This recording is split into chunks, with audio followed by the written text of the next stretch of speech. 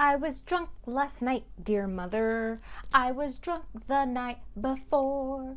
But if you forgive me, mother, I'll never get drunk anymore. If you know where that's from, you're a real one. Hello, YouTube, and welcome back to another video. I hope you guys are doing very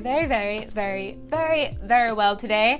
I am doing very well because today we're going to be talking about one of my favorite topics, and that is the topic of old Hollywood. Thank you, darling. If you do not know me, then you would not know that I am I'm really obsessed with old Hollywood, and more so when I was in middle school. I was definitely that weird kid that would dress different from everyone else because I was trying to look like Audrey Hepburn or Judy Garland, but I was a strange kid in middle school, and I'm pretty sure the rest of the kids would agree on that, but you know what, I don't really care. But old Hollywood is definitely something that is close to my heart. I think it's one of the things that really got me interested in filmmaking even before I knew what filmmaking was or screenwriting was. It's just the essence of where the movies come from, starting in the 20s and even before that, all the way up to now, and we really take a lot from old Hollywood movies. So I wanted to share with you guys some of my favorite old Hollywood movies because they are literally life. So without further ado, let's get into the video. The first movie is Summer Stock, one of my all-time favorite movies. This movie is directed by Charles Walters and it stars Judy Garland and Gene Kelly. And let me tell you, Gene Kelly is like,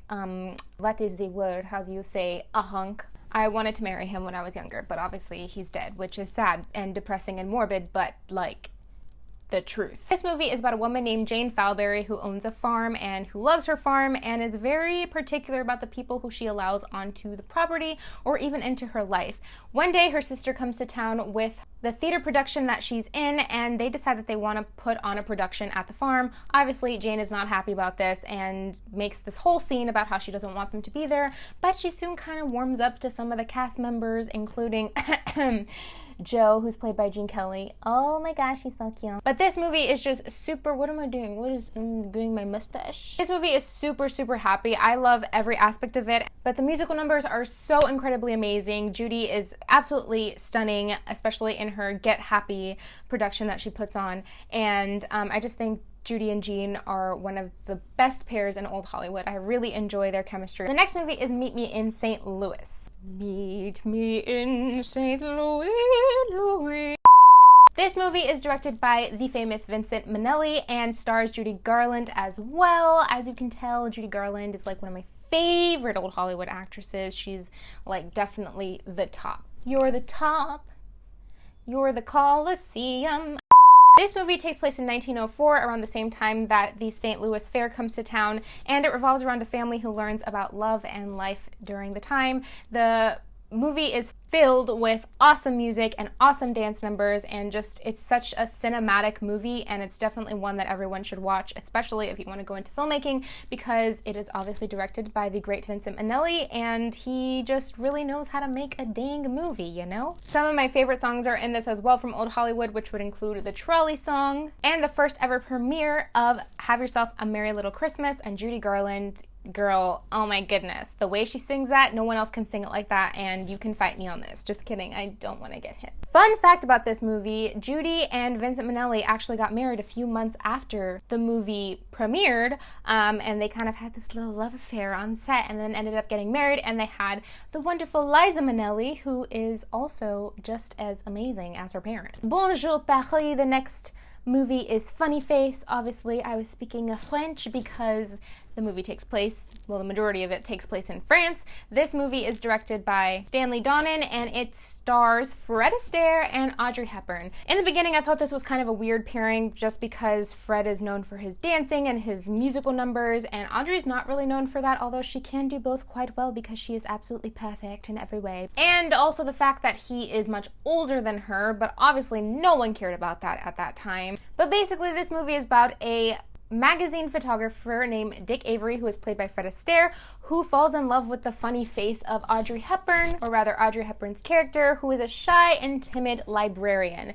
He takes her and kind of portrays to the world that he can take the very average and unusual and turn her into a spectacle, and so they fly to Paris and do that, and it's just filled with great music, again, because old Hollywood, just their music, man, it makes you want to swing dance. That's not swing dancing. Again, the majority of the movie does take place in France, and I absolutely love seeing Audrey in France. I just feel like that is her, like, aesthetic. Like, when I think of Paris, I think of Audrey. And that's the perfect transition, because speaking of France, my next movie that I want to talk about is Gigi. This movie is also directed by Vincent Minnelli, and it stars Leslie Caron, Louis Jourdain, and it also has a surprise performance, or rather, a surprise guest, Marie Chevalier.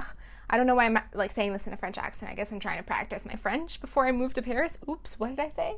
I absolutely love this movie so much. I think it's so cute, and it's just very cinematic as well. Gigi is basically a coming-of-age story about a young woman in Paris set in the 20th century, and she just learns a lot about love and a lot about life and a lot about herself in it. And I think that's also very sweet, and it also shows Paris at its best. It's very good at portraying Paris in general. This movie is just absolutely so happy, and I love Leslie Caron. I think she's so adorable and so incredibly talented.